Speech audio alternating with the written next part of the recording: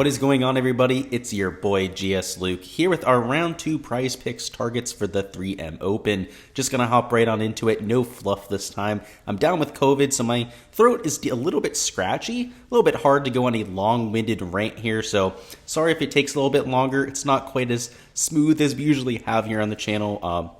Obviously dealing with that. So with that being said, let's hop right on in. So scoring average for round 1, much more difficult than in years past, and mostly due to the wind. It was much higher than we're used to seeing here at 3M Open, and as a result, the scoring average reflected that. There's quite a bit of water out there, a lot of variance when you have wind as a result.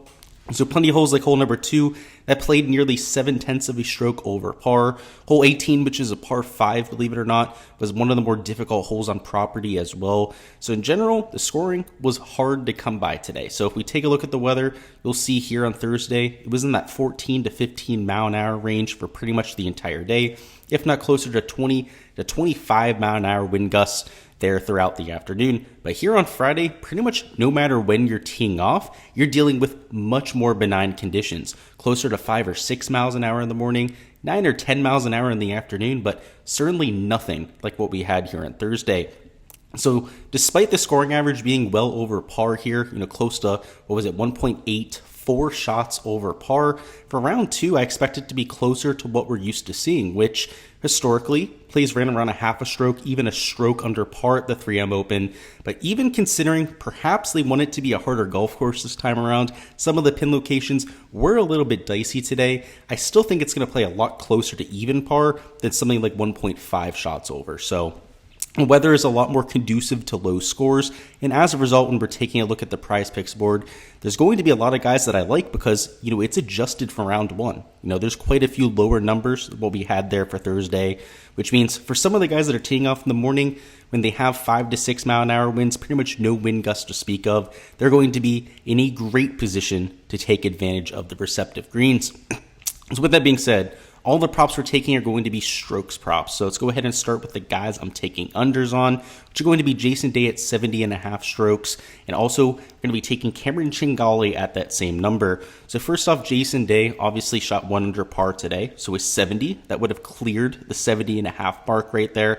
But on top of that, gets to play in the morning. The receptive conditions obviously had it together when he shot 1 under, where the scoring average was close to 2 shots over par, so was 3 shots better than the average. And if we're going to expect conditions to be at least a stroke easier, maybe even a whole stroke and a half, we'd project him, if we, just reproduce score number 1, to shoot 2.5 under par, let alone improve on that like a world-class player like Jason Day is capable of doing. So I'm more comfortable with him than anyone else at 70.5 strokes. Now, for somebody like Ricky at 70, I project him for a relatively similar score to Jason Day, but obviously not just pushing there at 70 is a huge deal when it comes to Jason Day's scorecard, but both of them are more than capable of getting to 69 or better. I've also got Tringale, who will be teeing off in the morning wave as well, which is important when it comes to scoring, not just from a birdie perspective, but also for the stroke side. And Tringale, also one of the better players in the field. Now, he's not an elite level talent, but for this field, he was 35 to 1 to win this event.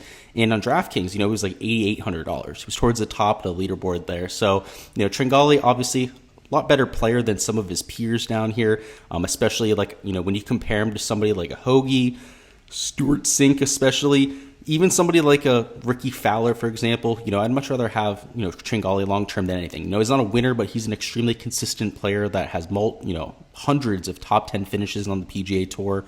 And I don't think he's going to win this week. He just has to shoot 1 under par to get that line. And somebody I project kind of similar to a score like Jason Day, where it's just under 70 strokes, close to 69.8 strokes. So it's not like it's well under the 70.5 there. But considering that we're hitting there at 70, not just pushing like somebody like a Ricky Fowler, is why I'm trying to take the prop. Like Ricky Fowler, I'm projected for 69.7 strokes, which again is less than 70. It's just not really enough to bite off there. He still obviously has equity go over there at 70. I'd rather target some of the guys here with the hook on them that I project for a similar type of performance. And now lastly, somebody I'm taking the over on, which is going to be Jason Dufner at 71.5 strokes. And you might say that seems a little bit high, right? 71.5. but he's playing in the PM wave, so he'll be in the quote-unquote harder of the two waves. But more than anything, he shot 5 over par today, and that was in the easier of the two waves when it was playing just hardly a stroke over par. So was one of the worst players in the field when it comes to shots gained, and historically, this guy has missed like 7 or 8 straight missed cuts. Just not what you want to see from Jason Dufner. Has not been nearly the player that he was in the past, and the approach play hasn't been there. The putter has been an issue for the last 3 or 4 years. I just don't see him really turning it around anytime soon. So when it comes to a fade here in strokes, he is one of my favorites on the board. But as per usual, guys, these aren't the only props that I'm taking. Obviously, there's other strokes props that I'm taking. Those are all on my Patreon page and on the birdie or better side. So I'll just give you some general thoughts here. I'm not going to give you any picks, though. If you want to get all of those picks, you're going to have to go to the Patreon page. I'm trying to focus on guys at 4 birdies. Mostly guys that are playing in the morning, and mostly guys that are high birdie percentage players. Now, even somebody like Jason Day at 3.5 might make sense. It just, take a look at the board. A lot of the thought process we're using for playing guys in the morning, you probably do so for birdies. In birdie or better matchups, the board is a lot better here for the second round than it was for round 1. Just, a lot bigger differential between the talent levels of the players, like Sanjay versus Tyler Duncan. That's not a bad matchup. Let's see, McNeely versus Kodaira, for example. I'm not going to give away all the picks here. There's a solid amount of matchups on there that are pretty solid EV plays. So I'll be getting to quite a few of those as well. Just overall, a pretty solid board to get to. So I'm looking forward to it, guys. That's what we're looking at here for the second round. With these 3 picks, I always advise you to flex it if you're looking for the long-term consistent approach, if you're looking to win day to day. But if you're looking to go out there, have more of a lottery ticket, have some fun, they go with the power play, right? Power play or go home, as some will say. I'm more of a part of the flex gang, but in either perspective, guys, really appreciate you stopping by, enjoying the content. Again, just trying to condense this, get all the fluff out of there. So if you guys have watched this, enjoyed it, make sure to hit that like button. It goes a long way with, spreading the word here, getting the word out there to more people, helping me grow this brand in this channel. And until next time, guys, sorry. Still dealing with this whole COVID thing.